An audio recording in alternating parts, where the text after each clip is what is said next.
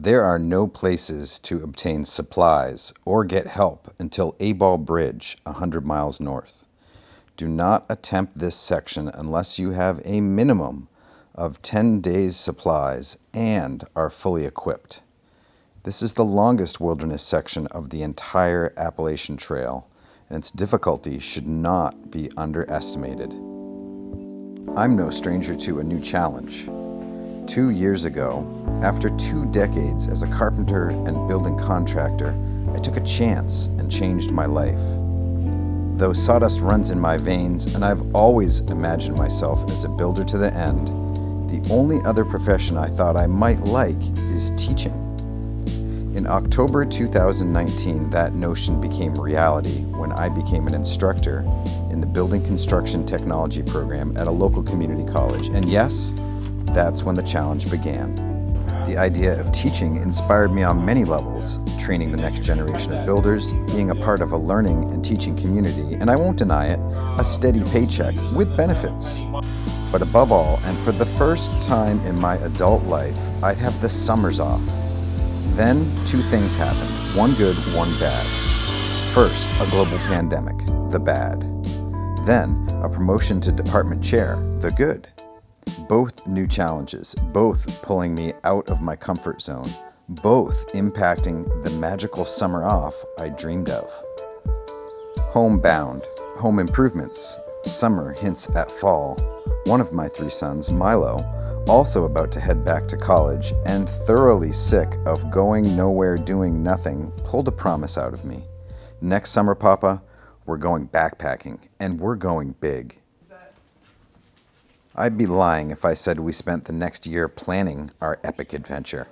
It wasn't until my wife caught wind of our scheme that the planning really began because, you see, she saw this as an opportunity to get rid of me, her firstborn, and her testosterone-addled identical twins for some well-deserved peace. Katahdin, Milo said, I want to climb Katahdin.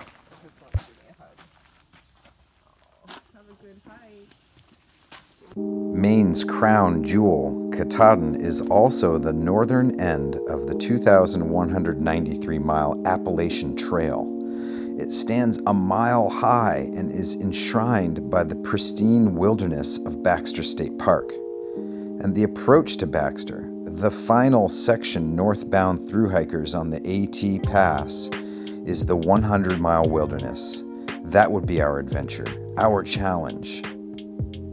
You'd think we'd be daunted, one 40-something man and his 3 teenage sons. But 5 years ago, as a family, we thru-hiked the 500-mile Colorado Trail through the Rocky Mountains, 45 days straight. This could not possibly be any more difficult. We collected our gear, I dropped half a paycheck on trail food, and we stuffed our packs for a 10-day adventure.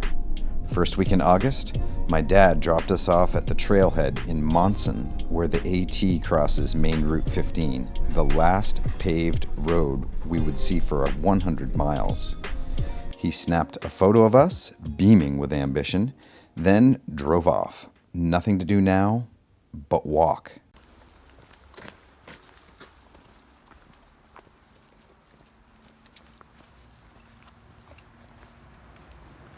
Now, I had basically had an office job for the past year and a half, so peak physical condition was something I only saw on Netflix, certainly not in the mirror. I quickly realized keeping pace with 3 strapping lads would be a challenge. Glad I had poles. Trees grow like weeds in Maine, and it took only a moment to be swallowed up into the lush, dense, mixed deciduous forest. All the noise of civilization, the stench of society, and even the pandemic faded away with each step. We were free.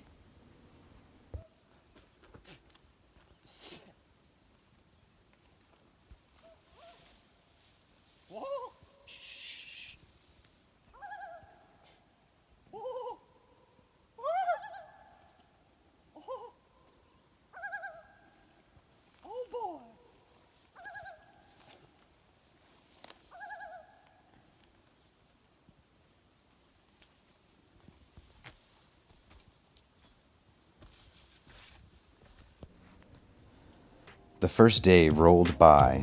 The sun dried the previous day's rain from the leaves. Mushrooms, fungus, and lichen grew on every surface, colorful exceptions to the green world we hiked through. Several hours and 6.5 miles later, our first trailside attraction halted our march. 60 cascading feet of water, Little Wilson Falls. Lunching with my bare feet in the stream, I watched the boys plunge into the pool at the base of the falls.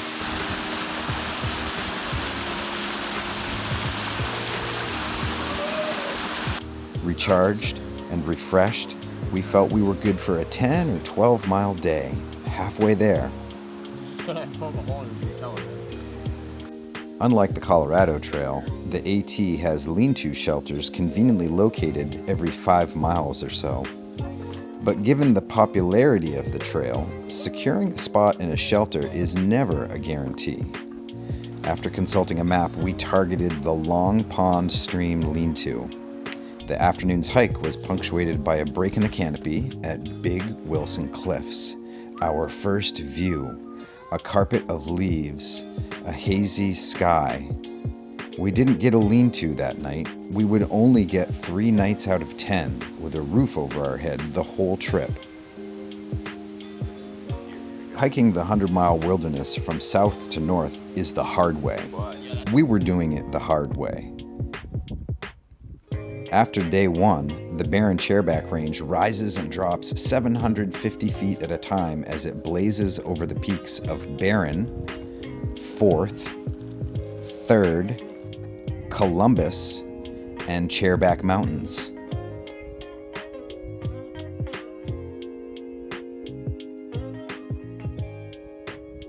Yeah. On the uphills, I pulled up the proverbial rear, red, panting, and dripping. But descending, I managed to keep up with the bounding youths, straight down, jumping from rock to rock. This I would later regret.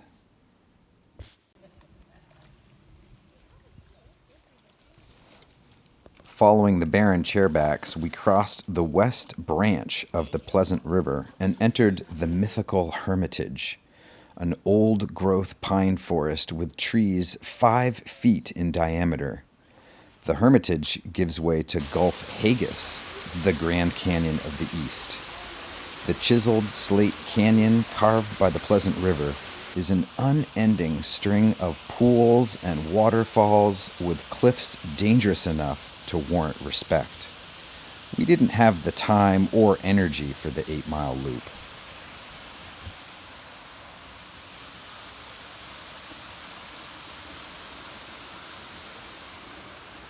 You don't feel too defeated? I don't either. Well, yeah, maybe I do too. I'm a little bit.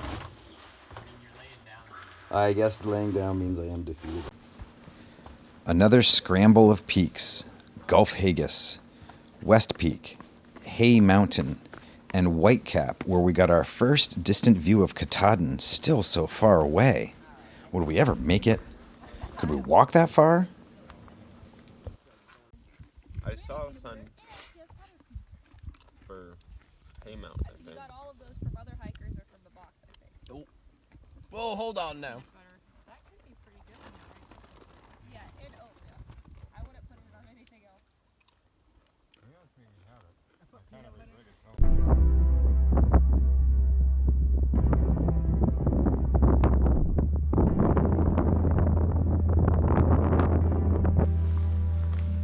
On the trail, pain sneaks up on you. You can't point to a single injury incident. It's the repeated and cumulative effect of the joint-pounding downhills. As long as you keep hiking, ignore the pain, focus on the next step, you can keep going. But once you stop, the pain rises to the surface. Halfway through the trip, I started waking to a slightly broken body. Lame. The only thing that would get me back on my feet? Vitamin I, ibuprofen, at regular intervals. Of course, the boys fared better than I. Oh, to be young again. Coupled with the pain, something else creeped up on us. The funk. Dirty, sweaty, smelly clothes, shoes, and bodies. The only solution is swimming. The 100-mile wilderness is riddled with ponds and lakes, some small enough to skip a stone across, and some so large they have surf. My favorite was Lower Joe Mary Lake.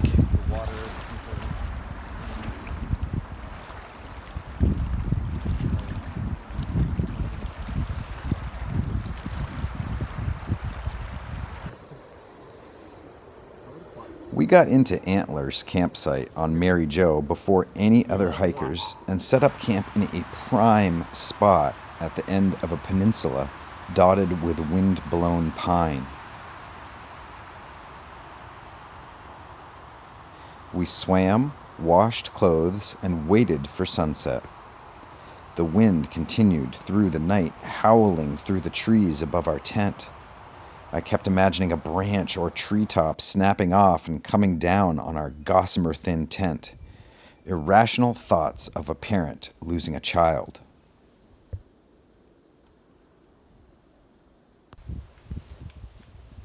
The next day and our last mountain before Baxter, Little Boardman. At the peak, Katahdin appeared bigger, closer. We can do this. Bolstering our optimism, the map showed the next 30 miles were basically flat, a rolling plain of monster trees parading through the Katahdin Forest and Namakanta public lands. I read somewhere that when the first European settlers landed in North America, the forest scared them. It was dark, towering, foreboding. The trees were the legs of giants standing at a scale greater than the world they knew. Their only defense was to chop them down. Most of Maine's forests have been cut to the ground at least 4 times, but these tracts of lands we hiked over have not been mowed down. The trees have stood for over a century, linking arms, proud, safe.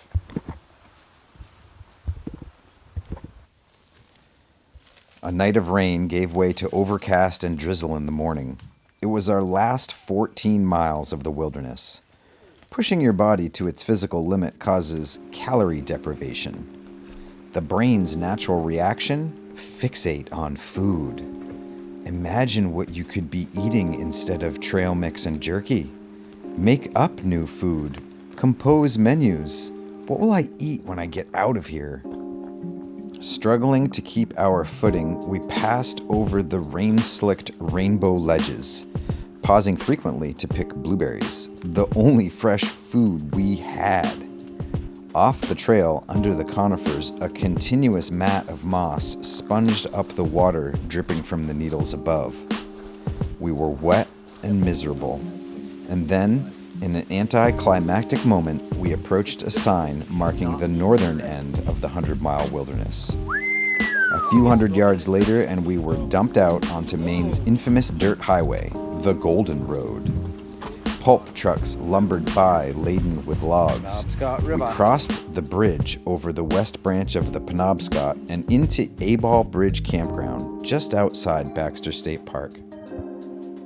We planned to spend our last night in the park at a lean-to site reserved for thru hikers like us.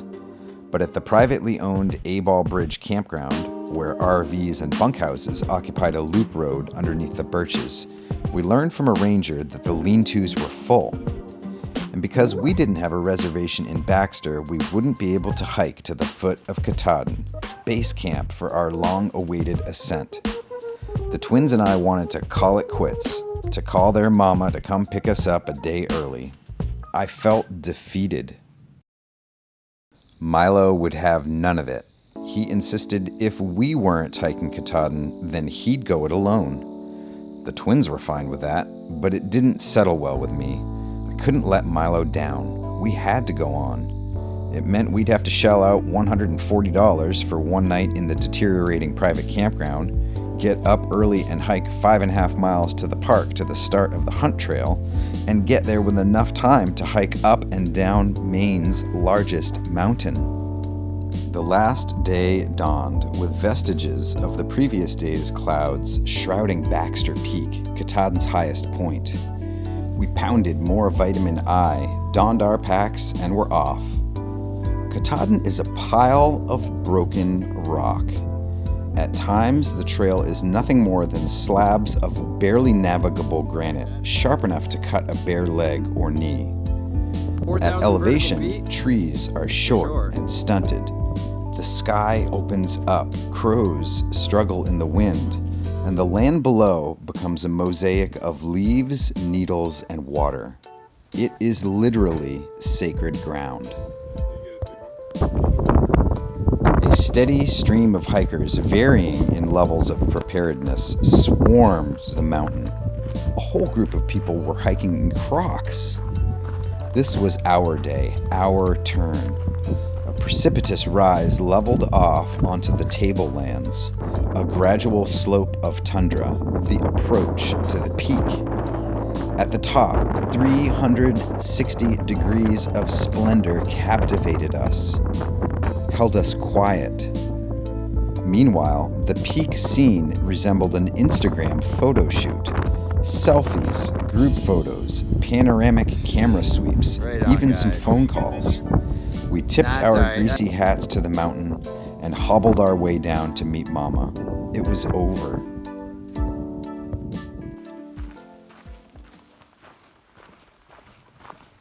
I lost 9 pounds in 10 days, and it took another 10 days for me to recover full operation of my knees. But what I gained overshadowed the loss. It may sound trite to say it, but the distraction-free time I spent with my boys, without screens, without obligation to society, jobs, and chores, is something I will cherish for the rest of my days. To think none of this would have happened if I didn't take a chance on change, rise to the new opportunity as a teacher, accept the challenge. Are you ready for a change? Where is the trailhead to your 100-mile wilderness?